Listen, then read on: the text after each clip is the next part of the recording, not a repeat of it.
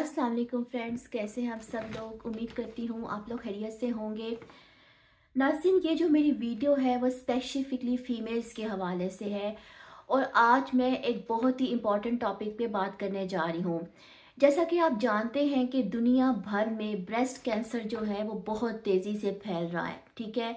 और बहुत सारी जो यंग एज की लेडीज़ हैं वो भी इसका शिकार हो रही हैं। ये सिर्फ हमारे ईस्टर्न में नहीं है बल्कि ये वेस्ट में भी बहुत ज़्यादा है। आज मैं आपको स्पेसिफिकली इंफॉर्मेशन दूंगी मेमोग्राम से रिलेटेड, उसकी अहमियत से रिलेटेड और ब्रेस्ट डेंसिटी से रिलेटेड। नाज़रीन, मैंने जब कभी पाकिस्तान में अपनी जो मेरी कज़न्स हैं या जो मेरी रिश्तेदार ख़वातीन हैं, मैं जब उनसे कभी पूछती हूँ कि आपने कभी अपना मेमोग्राम करवाया या आप करवाएं, तो वो मुझे कहती हैं कि सानू की लोड है मेमोग्राम कराने दी, सानू तो कुछ नहीं।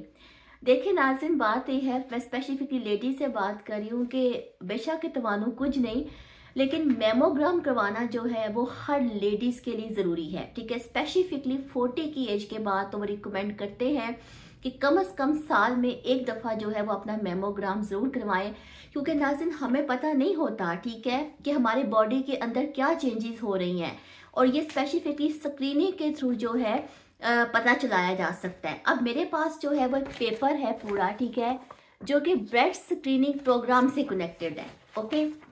अब इसमें पूरी इंफॉर्मेशन है कि बेसिकली जो मेमोग्राम होता है उसमें वो क्या चीज़ें देखते हैं, वो आपकी ब्रेस्ट डेंसिटी को देखते हैं। अब ये ब्रेस्ट डेंसिटी क्या होती है, तो नाज़रीन सबसे पहले मैं आपको पढ़ के सुनाती हूँ। What is the breast density, breast chest density.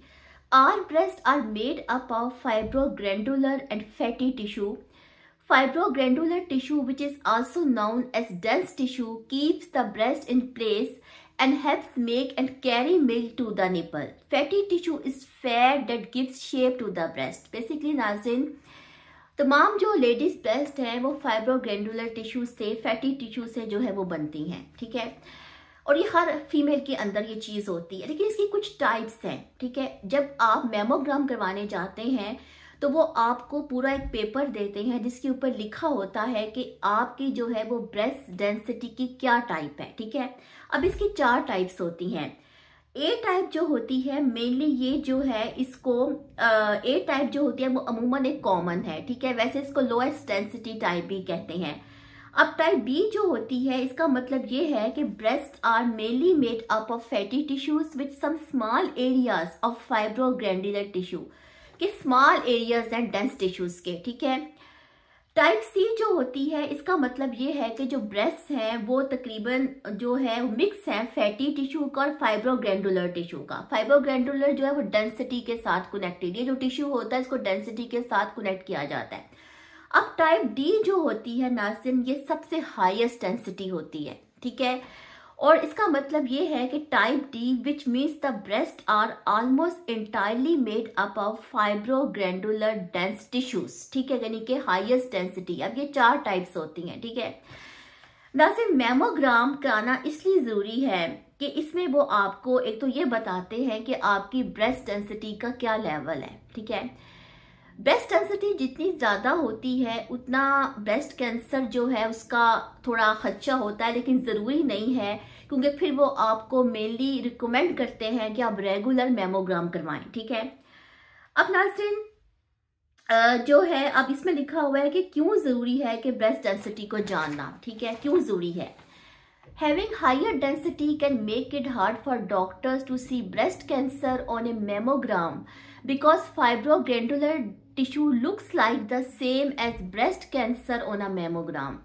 यानी कि अगर हाईएस्ट डेंसिटी होती है तो समटाइम्स जो एग्जामिन करने वाले होते हैं उनके लिए ये मुश्किल हो जाता है कि क्या ये कैंसर टिश्यू तो नहीं है या ये जो है फाइब्रोग्रेनुलर टिश्यू है, ठीक है।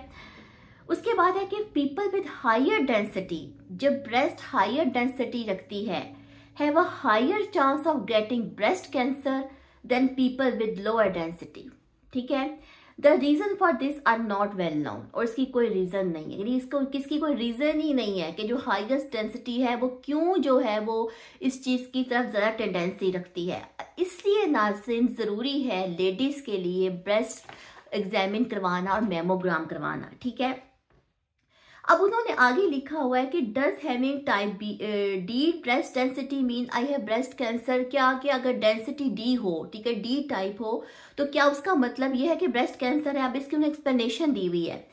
नो, उन्होंने कहा नहीं, having type D breast density doesn't mean you have a breast cancer, ठीक है। It also does not mean you will get breast cancer in the future. It only means that you have a higher chance of getting breast cancer than someone with lower density। यानी कि बात यह नाज़रीन, इसमें वो ये कह रहे हैं कि हायर डेंसिटी में चांसेस ज्यादा है ब्रेस्ट कैंसर होने के, ठीक है। और जब आप अपना मेमोग्राम करवाते हैं तो वो आपको ये चीज बता देते हैं, ठीक है। अब वो कह रहे हैं कि what should do if I have type D breast density, कि क्या करना चाहिए कि अगर टाइप डी आ जाए, ठीक है, टाइप डी अगर आ जाए। अब देखें नाज़रीन, अगर फीमेल्स नहीं करवाती हैं अपना ब्रेस्ट चेकअप, ठीक है, तो उन्हें क्या पता चलेगा कि उनकी डेंसिटी का लेवल क्या है, ठीक है। अब वो ये बता रहे हैं कि अगर टाइप डी हो तो क्या हो। If you are age 40 to 74 and having type D density, you should get a mammogram every year, कि हर साल मेमोग्राम करवाएं अगर आपका डेंसिटी का लेवल डी है। Type D density can make it hard for doctors to see breast cancer on a mammogram because fibroglandular tissue looks like the same as breast cancer on a mammogram. Having a mammogram every year, कि हर साल अगर आप करवाते हैं तो ये doctors की भी हेल्प करेंगे उसको जल्दी एग्जामिन करने में, ठीक है, कि आपको जो है कि इस किस्म के चांसेस हैं कि नहीं, ठीक है।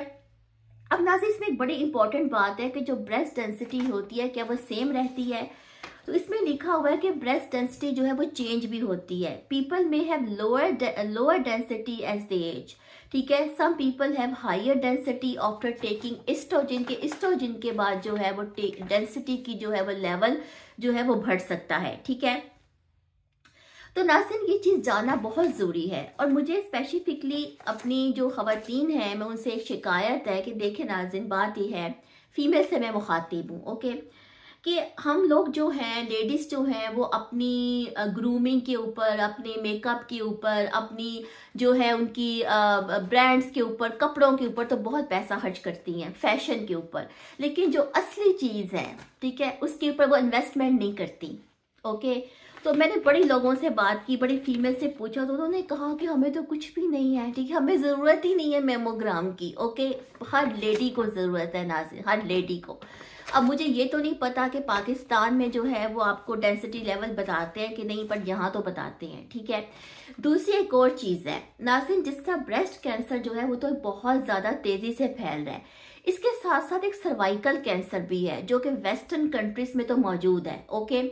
इसके लिए वो पैप टेस्ट करते हैं, जो कि हर फीमेल का पैप टेस्ट होता है, 3 साल के बाद वो करते हैं, जिसमें कि वो एक सैंपल लेते हैं और उसके थ्रू वो देखते हैं कि क्या आपके यूट्रस के अंदर कोई अननेसेसरी ग्रोथ तो नहीं हो रही या सर्वाइकल कैंसर के चांसेस तो नहीं। और पैप टेस्ट जो है वो गवर्नमेंट की तरफ से आपको लेटर आता है, आपको करवाना होता है, ठीक है। अब ये तकरीबन 70 ईयर्स तक होता रहता है, ठीक है। अमूमन ये कहा जाता है कि अगर ये 3 दफ़ा या 4 दफ़ा आपका क्लियर आ रहा है तो इसका मतलब है कि आपके अंदर सर्वाइकल कैंसर के या यूट्रस कैंसर के चांसेस कम है। और मुझे नहीं पता कि पाकिस्तान में ये किया जाता है कि नहीं, ऑफर किया तो जाता होगा लेकिन थोड़ा एक्सपेंसिव होगा। तो मैं स्पेसिफिकली अपनी बहनों से इल्तमास करूंगी कि अगर वो अपनी ग्रूमिंग के ऊपर, अपने कपड़ों के ऊपर, मेकअप के ऊपर इन्वेस्टमेंट कर सकती हैं तो प्लीज़ मेमोग्राम के ऊपर भी इन्वेस्टमेंट कर लें, क्योंकि जान है तो जहान है।